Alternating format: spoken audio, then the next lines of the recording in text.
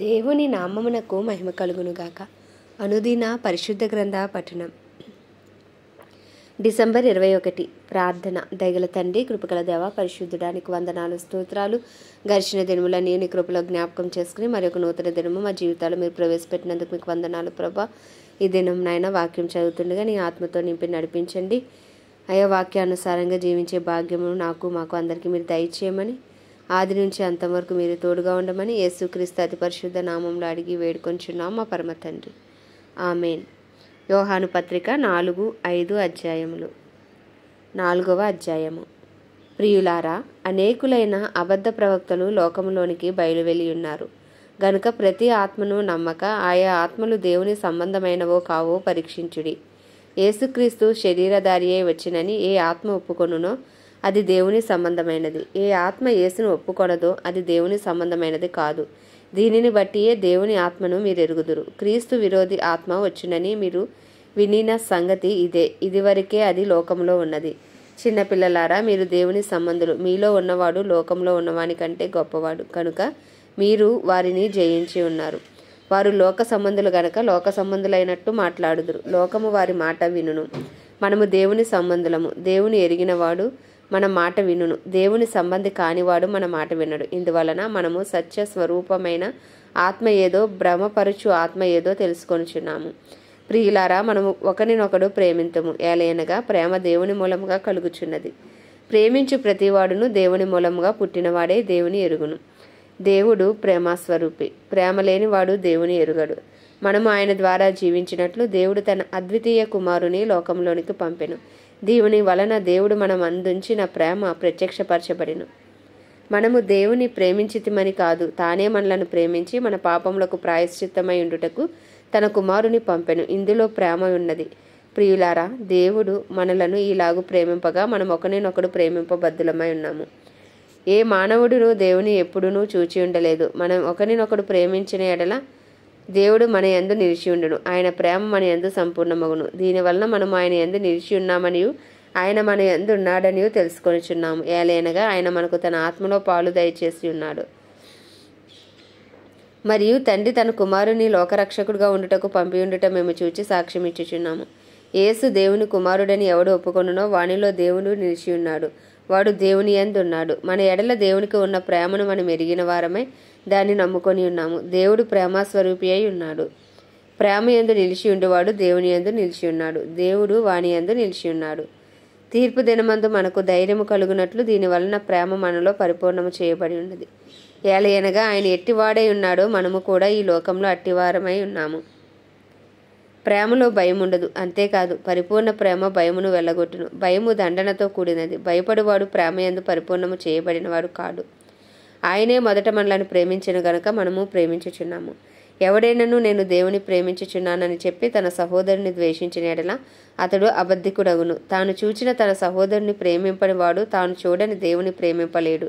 దేవుని ప్రేమించేవాడు తన సహోదరుని కూడా ప్రేమింపవలన ఆజ్ఞను మనం ఆయన వలన పొంది ఉన్నాము.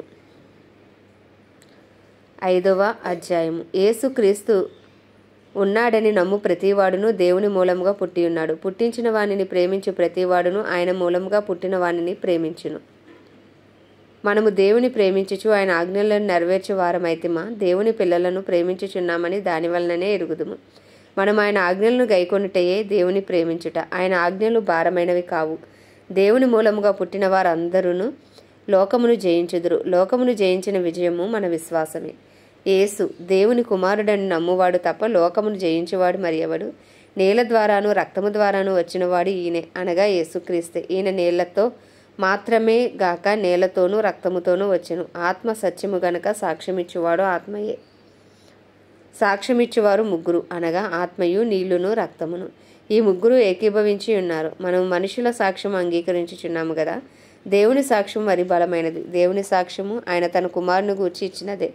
దేవుని కుమారుని యందు విశ్వాసం ఉంచువాడు తనలోనే ఈ సాక్ష్యము కలిగి ఉన్నాడు. దేవుని నమ్మనివాడు ఆయన తన కుమారుని గూర్చి ఇచ్చిన సాక్ష్యమును నమ్మలేదు గనుక అతడు దేవుని అబద్ధికునిగా చేసినవాడే. ఆ సాక్ష్యం ఏమనగా, దేవుడు మనకు నిత్య జీవమును దయచేసెను. ఈ జీవము ఆయన కుమారుని యందు ఉన్నది.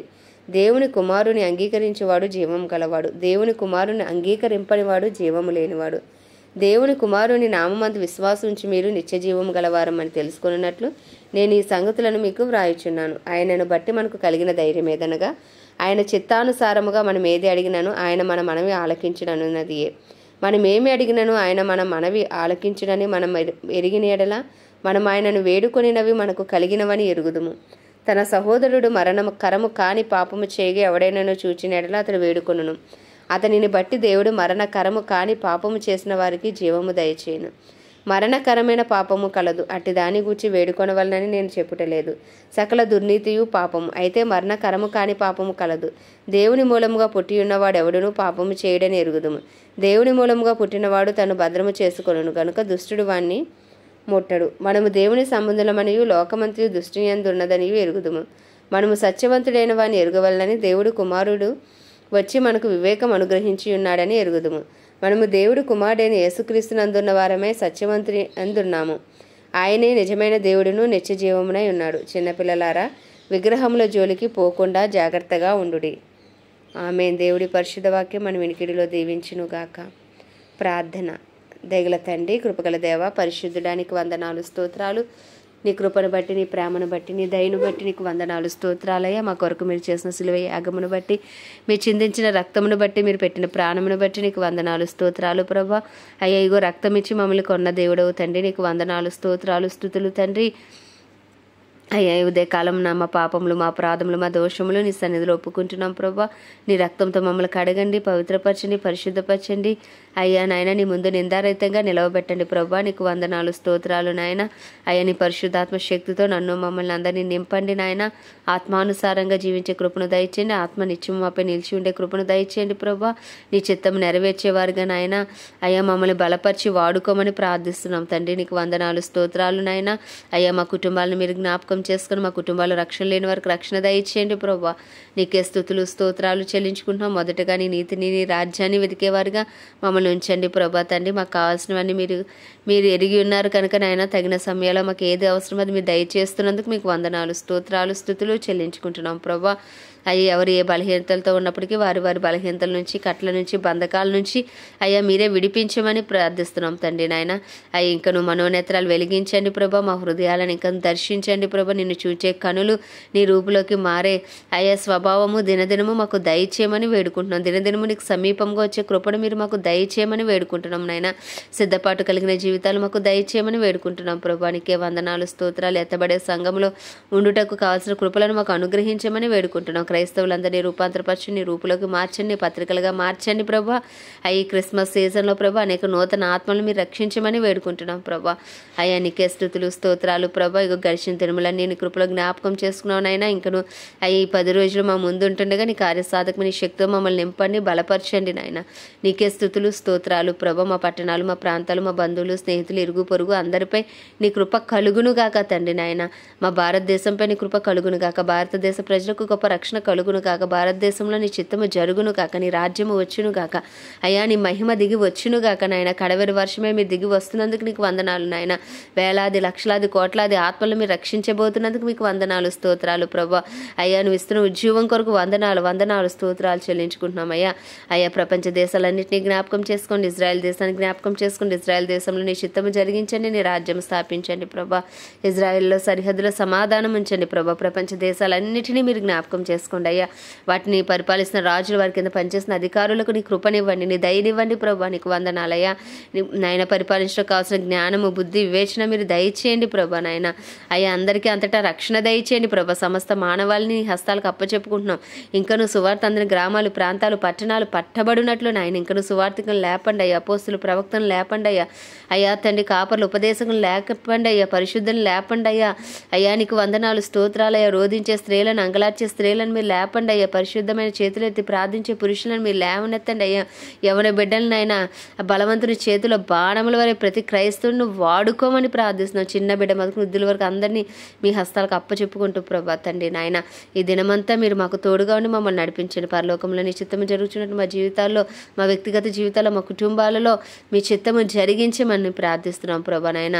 మా ఎలా అపరాధం చేసిన మేము క్షమించిన ప్రకారం మా అపరాధమును క్షమించి శోధనలోకి తెగ ప్రతి కీడు నుండి మాకు అయ్యా మమ్మల్ని తప్పించండి క్షమించండి అయ్యా. మా అనుదిన ఆహారం మాకు నేడు మాకు దయచేయమని వేడుకుంటూ ప్రభా ఈ దినమంతా మీరే తోడుగా ఉండి నడిపించమని సమస్త మహిమ ఘనత నీకే ఆరోపిస్తూ యేసుక్రీస్తు అతి పరిశుద్ధ నామములు అతి వినయముగా బ్రతిమలాడి వేడుకొంచున్నాం మా పరమ తండ్రి.